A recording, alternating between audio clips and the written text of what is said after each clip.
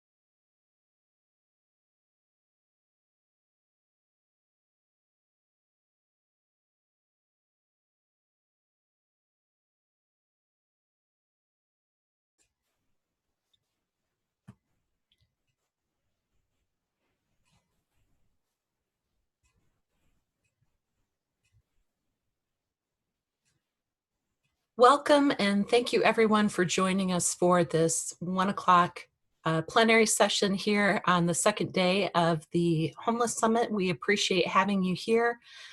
Today's session is a call to action. Yes, you can still do advocacy in the age of COVID, and we're really excited to have such an amazing slate of presenters with us for this really critical conversation. Before we get into the session, just by way of introduction, my name is Christina Soulard. I work at MISHDA as the Homeless Solutions Program Manager, and I'm happy to be helping to moderate this session today. A few housekeeping items that we just want to go over for everyone as you all are joining. Attendees here will be globally muted during the session. Please use the chat feature to ask any questions that you might have during the session. And if you're experiencing any technical difficulties, we encourage you to log off and log in again to help resolve those. This session is being recorded and it will be posted on the Michigan Coalition to End Homelessness website, along with the session slide deck for your viewing pleasure. And as we get going, I'm going to do introductions of our folks here. We're very delighted to be joined by Eric Huffnagel. For the past 9 years, Mr. Huffnagel has been the Executive Director of the Michigan Coalition Against Homelessness. In addition to that role, he's been engaged in helping vulnerable populations as both a staff member and volunteer with various local, regional, statewide, and national organizations for 35 years. His extensive professional experience in the nonprofit sector, including executive, program management, and outreach and engagement roles at the statewide and national level. He's a member of Michigan's Homeless Policy Council that oversees Michigan's campaign to end homelessness and is also the immediate past chair of the Michigan Balance of State Continuum of Care. Mr. Huffnagel earned his undergraduate degree from Michigan State University and Master's of Public Administration from Western Michigan University. We're also joined by Laurel Birchfield. Laurel is the Associate Director of the Michigan Coalition Against Homelessness. Laurel manages MICA's advocacy work, including the monthly meetings of the Legislative Action Committee, the annual Homelessness Advocacy Day, and the Our Homes, Our Votes 2020 campaign in Michigan.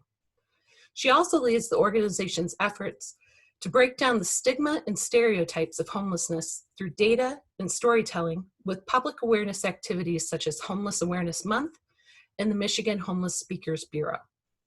Previously, Laurel advocated for improved public transit as the Transportation for Michigan Coalition Coordinator. Laurel earned her BAs in English and History from the University of Kansas and an MA in International Peace and Conflict Resolution from Arcadia University. She interned with a Peace Education Center in Tanzania and the Conflict and Early Warning and Response Mechanism in Ethiopia. And finally, we're joined by Amanda Carlisle. Amanda is the Executive Director of the Washtenaw Housing Alliance. In this role, she works to create greater efficiencies in the Washtenaw County homeless system of care and advocates for resources and effective policymaking from local, state, and federal entities involved in affordable housing and homelessness. Prior to joining the WHA, Amanda served as the program coordinator for the Homeless Action Network of Detroit and as the director of projects for the Chicago Alliance to End Homelessness, which is now called All Chicago. She holds a master's degree in urban planning and policy from the University of Illinois at Chicago and a BA in political science from Clemson University. In addition to her professional work, Amanda also volunteers as a member of the City of Ann Arbor's Housing and Human Services Advisory Board and as a board member for the Religious Action for Affordable Housing. Thanks to all three of you for presenting today. At this time, I'm going to turn it over to Jason Weller to provide our first poll question. Thanks, Christina. And this is the first and only poll question for you keeping score at home. So, and our panelists are interested in learning about you and the type of agency that you're working for. So, recognizing that with the summit, we typically get a pretty solid mix of folks from local government, state government, and then a slew of nonprofit agencies. They're just trying to get a sense of kind of where today's audience is in that spectrum. So give everybody a little bit of time here. We're actually getting a pretty robust response rate. Everybody must be pretty juiced after lunch and the break from the morning breakouts. I'd say we'll give it another 5 or 10 seconds for folks to respond because we're already rocking about a 2/3 response rate.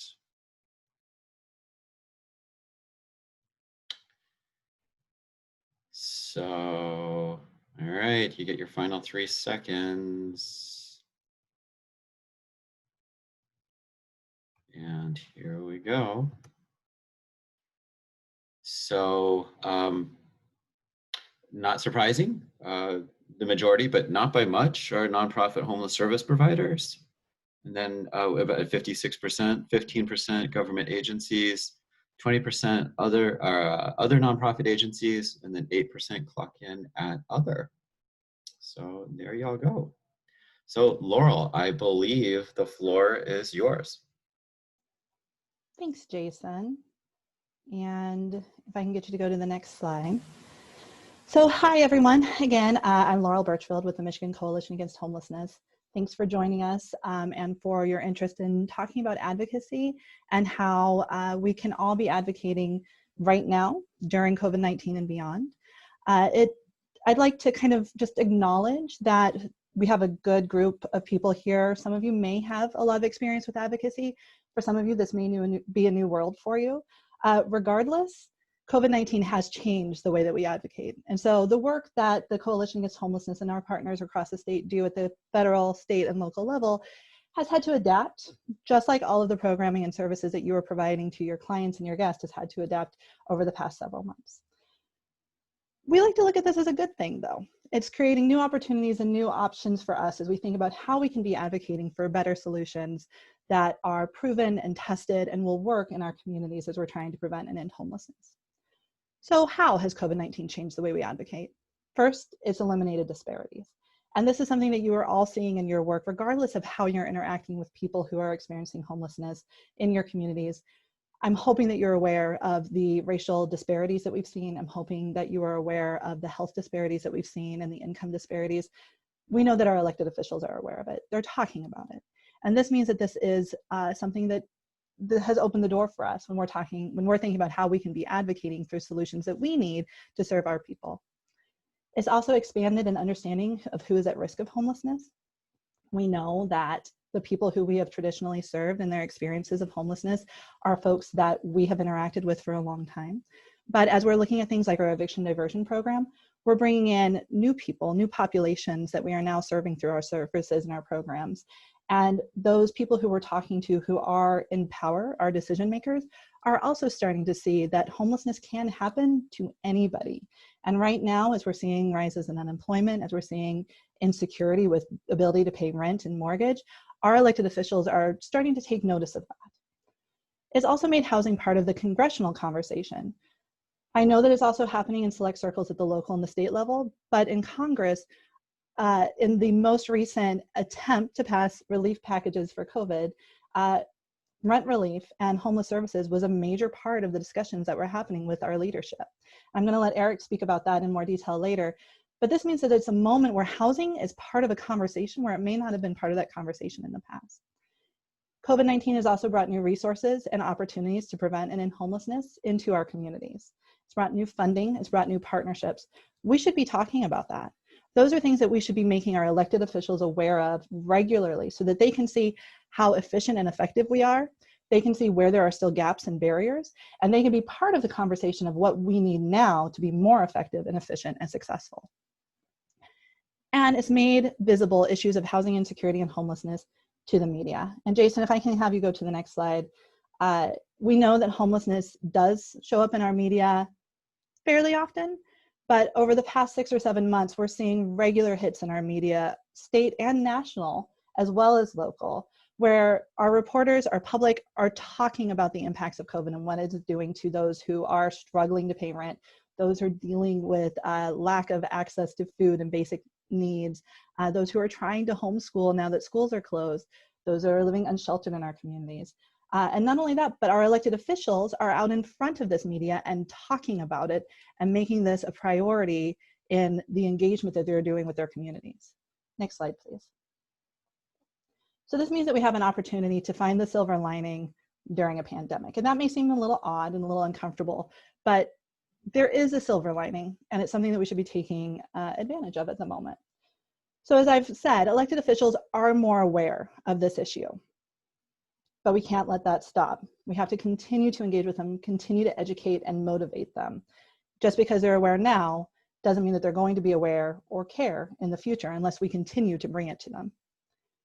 Because everything is virtual, we now have new opportunities to advocate. In the past, there have been barriers with transportation, with time, with capacity. Now that we're able to schedule more meetings and it's becoming more normalized to schedule meetings through Zoom or virtual platforms, our elected officials are more accessible and we have a little bit more ability to engage with them and talk with them. And in case you weren't aware, it is an election year. So we have candidates who want our vote. They are talking to us and trying to understand what convinces us as their constituents to vote for them. What platforms do they need to have? What solutions do they need to be bringing forward in their promises? And so that means it's our chance to talk with them about our issues. If they want our vote, they have to address our issues.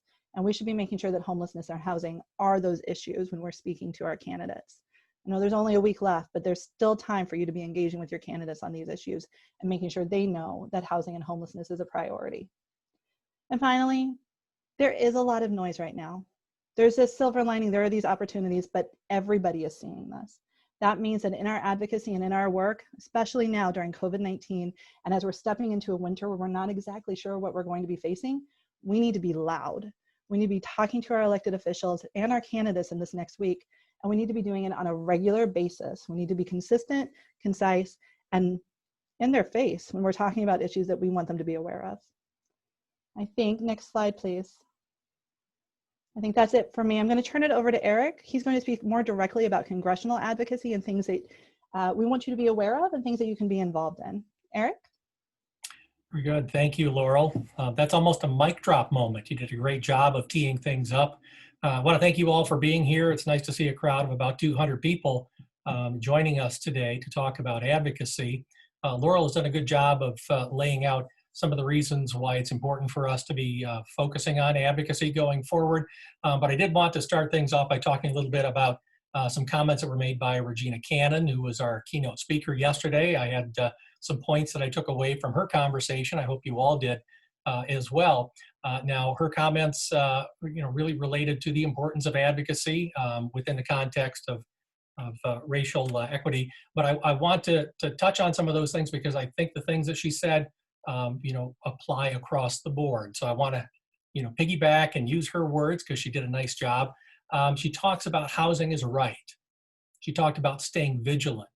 She talked about neutrality not being an option for us going forward. Transformation is possible, and going back to normal is not okay. We have opportunities here to move forward, to change how things are operating, and to break through, I guess, some of that white noise that Laurel was referring to by making the case for why our population is important and the things that need to be done as far as funding and other policy work. We have an opportunity here. When we think about congressional advocacy, I want to talk about the elephant in the room, and that is a lot of folks feel like there's too much of a distance between us and Washington. They don't always see that proximity should not be dictating our ability to interact with our elected officials who are serving us in Congress. So I want to just remind folks that while it may be a little more difficult at times to have those relationships with elected officials from Washington, it may be the most impactful from a funding and policy standpoint, because it can have a direct bearing on what happens at the state and the local level. So it's very important for us to be engaged at that level. Can you advance the slide there, Jason? Thank you.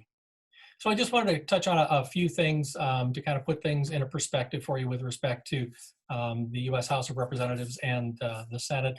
All seats from the House are up for re-election. Some of the seats are quite competitive. One incumbent is retiring. We may see a little transition take place. There's also one Senate seat, as most of you know, that is up for re-election. So these are seats that have elected officials who are out pounding the pavement. They're candidates pounding the pavement, paying attention to the issues that we're bringing to them. With respect to House membership, when we look at who we have representing us, there are 14 seats. We have 7 Democrats, 6 Republicans, and 1 Libertarian. It's important to know this because we're talking about people who represent largely differing views on issues relating to homelessness, and we need to be thinking about their perspective depending on what side of the aisle they are, and think about the messages that we're conveying to them and trying to find that common ground with them, which is really what we're trying to do. The 2-year terms, as Laurel alluded to before, it puts pressure on members to listen and to deliver. They need your votes every 2 years. They need to be going out in front of you and trying to make their case for why they should be reelected. This is the opportunity for us to grab their ear and to push them to deliver during their term in office. As I said, proximity can create challenges, but those challenges can be overcome. Next slide, please. Okay, so thinking about opportunities to engage, I wanted to talk about some things that I think are important to help us put it in the right context without going into the weeds too much. I don't want to overdo it with respect to very specific things that you need to put on your radar as far as legislation goes, but I want to give you a flavor of it, largely relating to COVID. So COVID-19 provides an opportunity, and just as importantly, it provides a need for us to be engaged, more so than ever. Make the time be loud, because as Laurel referenced before, if we're not loud, other people will be. So we need to get through that white noise. We need to collectively make the noise and be loud. And that's not just now, that's tomorrow, that's next year. We should be doing that on a regular basis, and we'll see the outcome. So with respect to funding, I wanted to talk a little bit about funding from the standpoint of COVID-19. We all know that the CARES Act was funded. It's been quite a while since that was funded, and we're looking at the next round of COVID-19 relief funding that has posed challenges because there have been different levels of priorities. We know that the House actually passed a package, the HEROES Act, over the summer. The Senate has not been as expeditious in how it's moved forward. So there's quite a divide there. And the election has created, I think, even more confusion with respect to the prioritization and the ability to get some things done before Election Day. We need to put feet to the fire on that because there are some different approaches. And sometimes you can look at parties as having differences of opinion, but also between the House and the Senate itself. They often operate differently and prioritize things a little differently. So we need to be thinking about how we're communicating about the importance of the next round of COVID-19 funding. On the House side, you're looking at more funds that have been put forth as being needed. The Senate side has not been as supportive of that, a smaller number, and even within the Senate, there are questions as to whether or not the number that was put forth is even something that there is a stomach for. There's more of a focus in the Senate on liability protections. On the House side, there's more emphasis on state and local support to go along with additional rental assistance and mortgage assistance funding. So those are some key things when we think about the services that we're providing. Whatever is included in that package is going to have a direct impact on our ability to provide services. So we need to speak out about it. But then we don't want to forget that we also have an annual appropriations process. Some of you follow it, some of you don't. I hope you all will pay attention to it. That we're currently running on a continuing resolution through December 11th, which basically means the House and the Senate have, as they do quite frequently, it seems like over the past 20 years, they kick the can down the road. Rather than attacking the budget in mass, in whole, they will say, hey, let's just extend it out a little bit longer. We'll put it off a little bit longer. We'll get to it later. And so that's what's happened. We have a budget in place through continuing a resolution through December 11th. What happens after December 11th? Well, that's why we need to be paying attention to this and talking to our elected officials about it so that they can be thinking in terms of putting together an omnibus appropriations bill as opposed to just simply having another piecemeal continuing resolution to move us forward another month or 2 months or 3 months. So those are conversations that will need to take place. Doesn't matter if there's an election, doesn't matter if COVID exists, those discussions have to take place. And we should be reminding our elected officials that that's their job and they need to be putting together a budget so that we know how to operate in the upcoming year. Then also I wanted to talk about policy, because when we think about advocacy, we quite often think about the dollars, and we think about that being the only thing that we spend our time on when we're advocating with elected officials, but policy has something to do with it as well. Now, I want to give an example of it. Now, policy does have a funding implication here when we think in terms of the funding from the CARES Act CRF expenditures, that the deadline for spending those out is December 30th of this year. We do know that they're not being spent out at a pace that at this point we feel comfortable we'll see them all spent out as we were originally intending. That's not just in Michigan. I mean, that's across the country. There are limitations put in place with an arbitrary deadline. So a policy issue is trying to get the extension of the deadline so that we can effectively get those dollars out in a way that we think is appropriate. But that's a policy issue that we need to be communicating to our members of Congress about. Federal eviction moratorium is another example of a policy. That's not funding, that is policy. And the CDC, as most of you or all of you should know, have dipped their toe into the matter by stating that there is an eviction moratorium because of a health issue.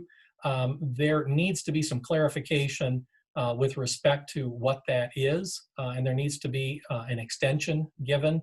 And so that's a policy issue. How do we make sure that our elected officials, number one, see that as something that needs to be extended out beyond the current date, and that number two, we have a little clarity as to what it means, because are mixed messages through the most recent FAQ that has gone out through the CDC, that it does create a situation where landlords may be in a position to intimidate or otherwise dissuade their renters from participating in this process.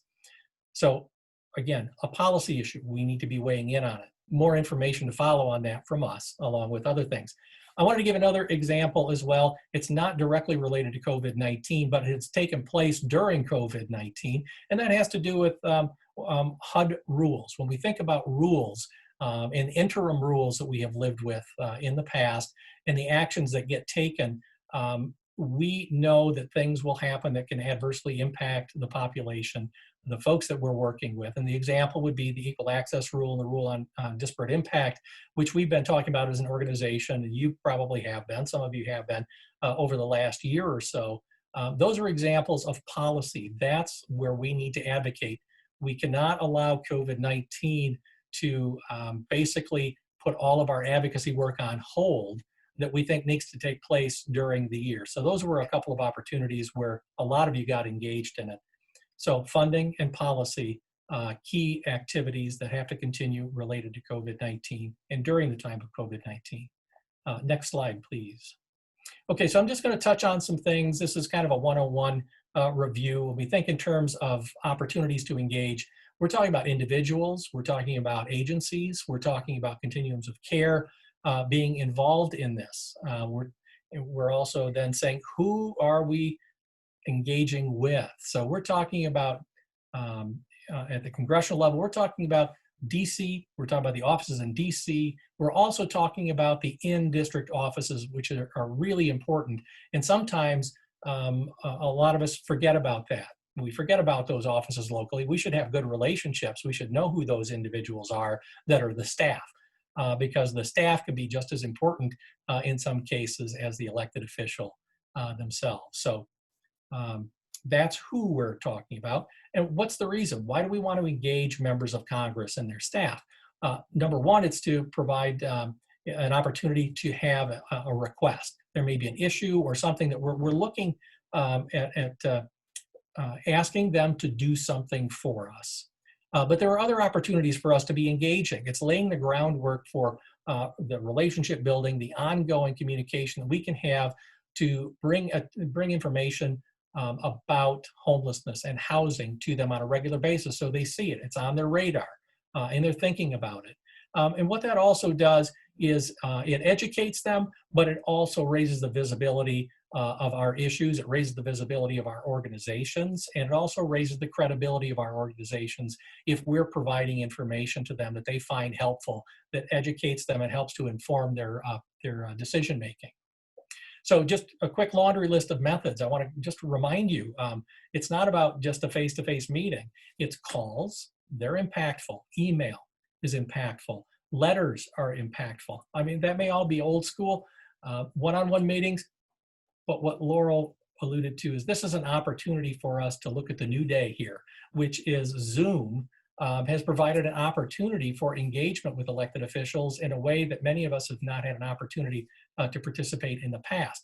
That I participated in Zoom meetings with elected officials, and so it's much easier to be asking for that kind of direct contact, whether it's the elected official or a staff member, but trying to put a face with a name, etc. Those are requests that you can make. Social media posts, I'll just say this, engagement that's indirect can be just as impactful sometimes as what's direct. You may think you have to talk with somebody directly to make your case or make your pitch. If you are talking about it through social media and you reference an elected official's office or a position they have taken, their staff are paying attention to this stuff. This is important to them. They think there's some buzz there. So you can use that as a means to engage with them indirectly. Sign-on letters are another example, as individuals, organizations, and COCs can come on board with sign-on letters that legislators are having sent to them to state your opinion about an issue. But then also think in terms of the old school invitations to events or agency tours. That's something that you all should be thinking about on a regular basis. With COVID, it's a little bit more challenging, but you might be able to do something virtually as well. Think about that, be creative going forward. So let's move on to the next slide then. So I've wrapped up what I had. Sorry I went through it kind of quickly, but I'm going to turn it over to Laurel, who's going to be talking about state advocacy. I've talked about the federal, we have state advocacy, and then Amanda's going to wrap things up with some local advocacy as well. So Laurel, are you ready to go? I'm good. Thanks, Eric. So I know that we were only scheduled for, I believe, 45 minutes. So I'm going to go through this quickly because, truthfully, Amanda has the most interesting part of this presentation. So I want to give her plenty of time. But just to kind of piggyback on some of the things Eric shared, at the state level, we are entering into a new legislative session that happens every 2 years. And that means that every bill that has been introduced this past session has to be taken back up and reintroduced. It's kind of a fresh start. And so that's a great opportunity for us to be thinking about how we engage and move our priorities forward with our state legislature. We have, again, with this election, the entire state house is up for election. There are 26 open seats, 13 Republican, 13 Democrat. That means that there's not an incumbent in those seats. So we know we will have at least 26 new state representatives that we need to engage and educate. So I'm going to share a little bit of information about how we, the Coalition Against Homelessness, have been engaging with candidates. We send out a questionnaire every major election year, so every 2 years, and we ask the same question every time. Two items that we always think is very helpful, although perhaps not as helpful given the response we get, is that of the responses we've received, 98% say that they find solutions for housing insecurity or homelessness to be very important or important for their district. Now, of course, take that as you will with a questionnaire with a candidate trying to earn votes, but that's a good thing. That means that they're thinking about it at least a little bit enough to say, yeah, this is an issue I think we should engage on. They also say at 96% that they would consider themselves champions of issues of housing affordability and homelessness. Next slide, please. I'm bringing this all up just to again reiterate that this is the opportune time for us to be engaging with folks.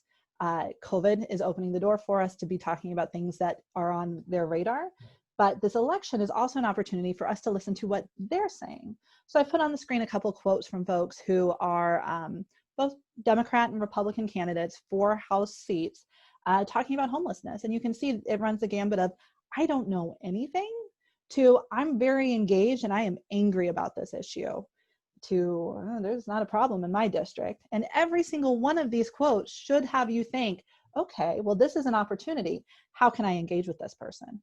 So if you are part of your COC or LPB, we have been sending out to chairs all the responses that we're getting.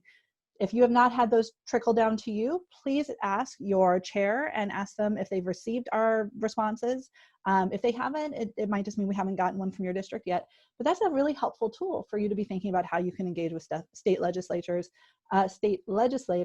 during this election and after. Next slide, please. So again, opportunities to engage. We encourage you to contact your state rep and senator. They're all here in the state, so they're not as hard to get a hold of as perhaps those who are sitting in DC right now, even through virtual opportunities. Those who are leaving office, so those 26 seats that have people who are term limited or have chosen not to run, or if they do not win their election, they're often engaged in local levels, which means that even if they are not an elected representative in our state house or Senate, they are going to be people who you should continue to engage with. They often run for local seats. They often volunteer and continue those relationships they've built while they're in the House or Senate. Use that to your advantage. Make sure you're still engaging with them.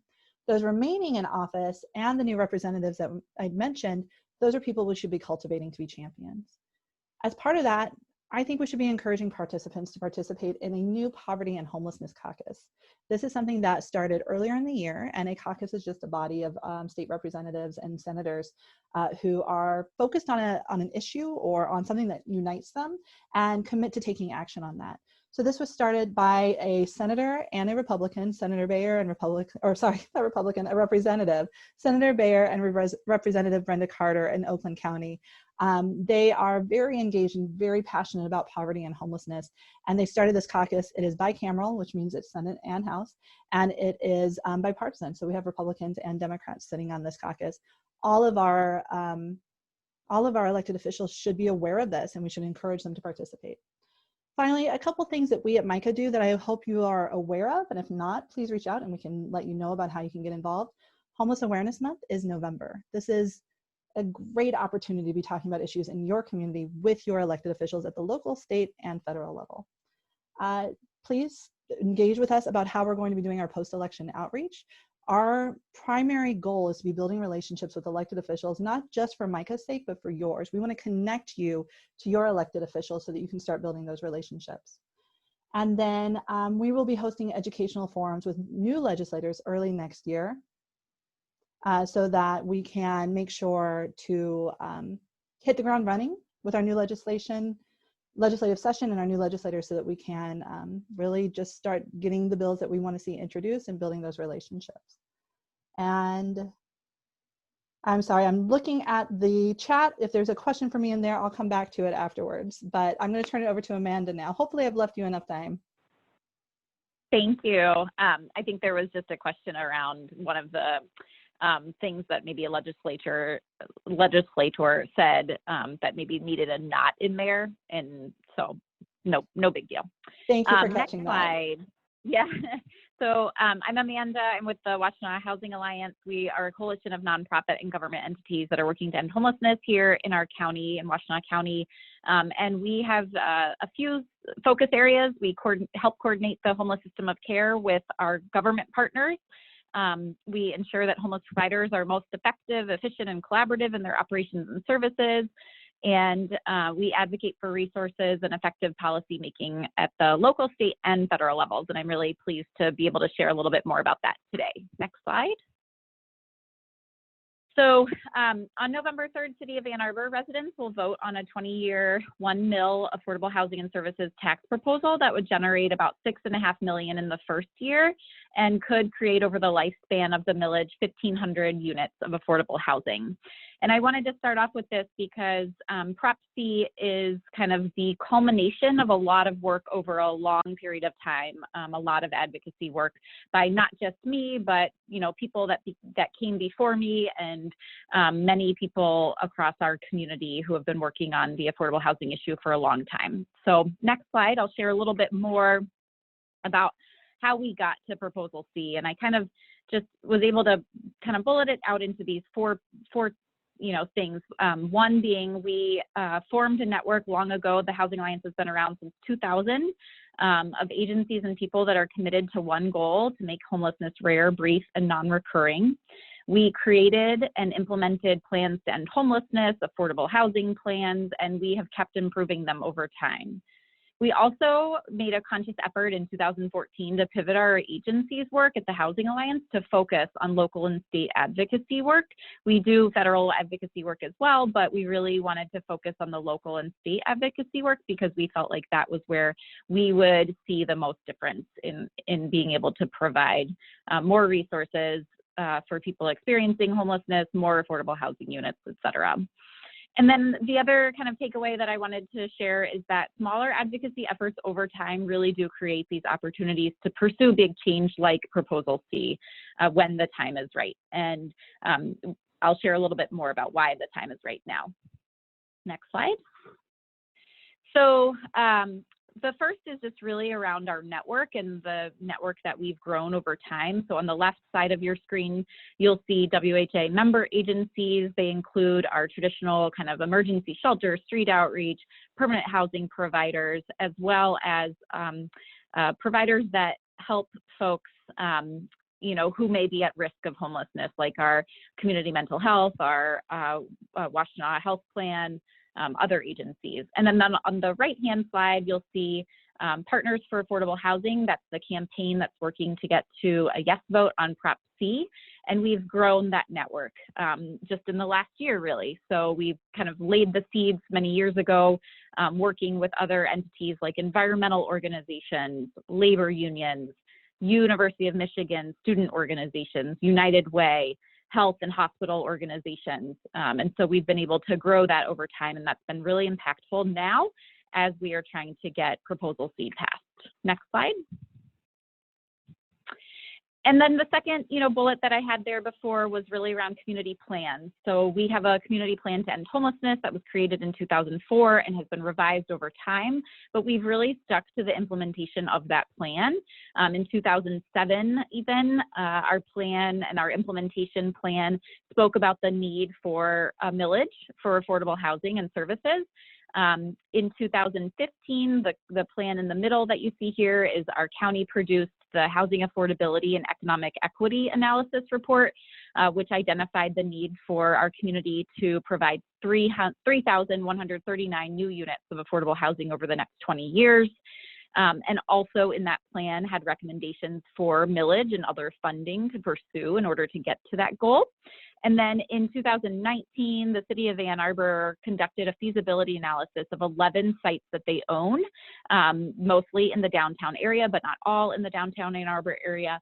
And they were looking at how feasible it would be to put affordable housing on those city-owned sites. Next slide. So this is just a sample of kind of some of the work that we've done as part of implementation of those plans, and I take no credit for what you're seeing here. It's really City of Ann Arbor and the incredible Ann Arbor Housing Commission, our public housing authority, one of our public housing authorities. And this is just an example of a website that they've created to engage folks about those 11 sites that were discussed in that plan in 2019. There's a community survey, talk about COVID. There's some virtual engagement sessions that are planned over the next couple of months to get you know, residents' input about what the possibilities could be on those sites. And I encourage folks to take a look at community-engagement-ann-arbor.com for more information and resources, and just a really good kind of template for how something like this could be done in other communities. Next slide, please.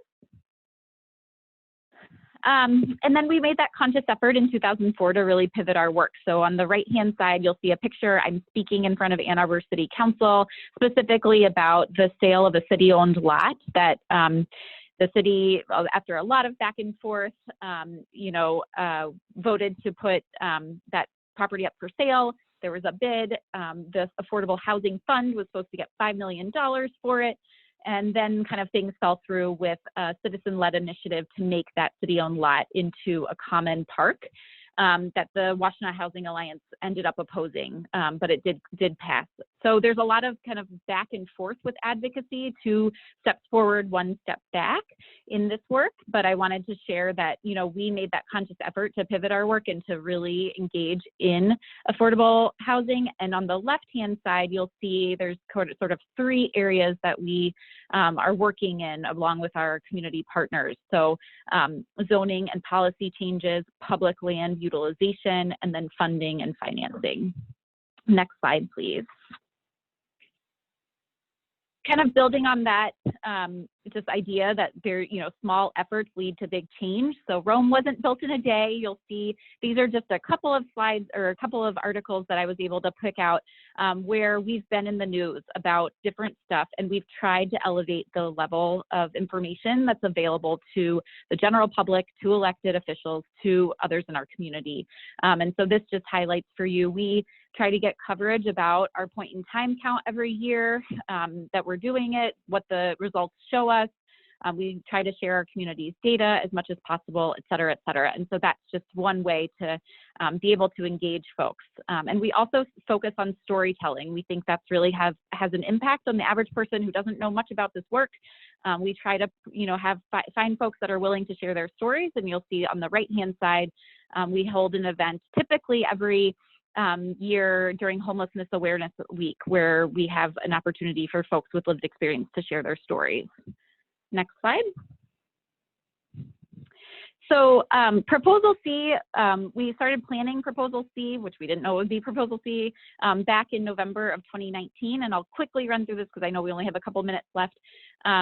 But we started planning it November 2019, so it's been about a year in the making, but really long before that, a lot of the groundwork was laid. We convened a group. The WHA received a grant for voter polling, which really helped us then convince city council members to put it on the ballot. And we're hoping that in just a few days that the city of Ann Arbor voters will pass the millage. Next slide. This is really just quick, the voter polling results. So 77% of the city of Ann Arbor voters who were polled expressed strong support for the proposal that we had in place. More than 3 out of 4 of every respondents from every ward supported the millage. So we were able to go to city council members across the community and say that this was supported by their constituents. And when asked, aside from COVID or racial equity, which problem or issue they were most concerned about, affordable housing was the top concern. So this really helped solidify for us, you know, how important, you know, this issue is to Ann Arbor residents. Next slide. And then, you know, COVID has really changed the way that we would do a millage campaign. And so we've been able to do a lot virtually. But we also know that we are hindered by a quick timeline where City Council just passed the resolution for the ballot language July 27th. We had to get information out to people quickly. So that really was, it was really beneficial to already have some of that network in place where we could share information on social media. They would share it those providers and other individuals who were supportive were sharing their information on Facebook and Twitter and Instagram. We also looked at getting endorsements for our campaign from organizations and individuals. They just literally had to provide us a picture and a quote, and we were able to do a social media post about that. We have an outreach toolkit that we can share afterwards that has a lot of information that could be kind of used as a template for other folks across the state to do something similar. We shared stories and videos and infographics. We also have been doing letters to folks, and I participated along with many others in doing neighbor-to-neighbor postcards to provide information about the millage in such a short amount of time. And right here on the right-hand side, you'll see is a town hall flyer that we did. We did town hall meetings, lots and lots of Zoom calls, lots of Zoom meetings to share information about the millage. So I got it in just in time. To learn more, partnersforaffordablehousing.org is the website for the Prop C campaign if you want to learn more. And I think on the next slide is contact information for Laurel and myself and Eric. Tremendous job. That was a lot of information that each of you provided. And so thank you so much. We didn't have anything come through specific as far as the chat or the Q&A, but I think that's because it's a lot of great information to process. So I'm sure folks are thinking about it heavily. And we appreciate that you put your contact information up on the screen. So as each of them have shared, please feel free to reach out with any questions that you do have or to seek out more information. Is there anything any of you would like to add before we close out this session? Thanks for your attention, everybody. Glad to have you with us. Great. Thanks, everyone. Enjoy the rest of the afternoon. The 2 o'clock breakout sessions are coming up. Please reference the website in order to get in on your next session. Thanks, everyone.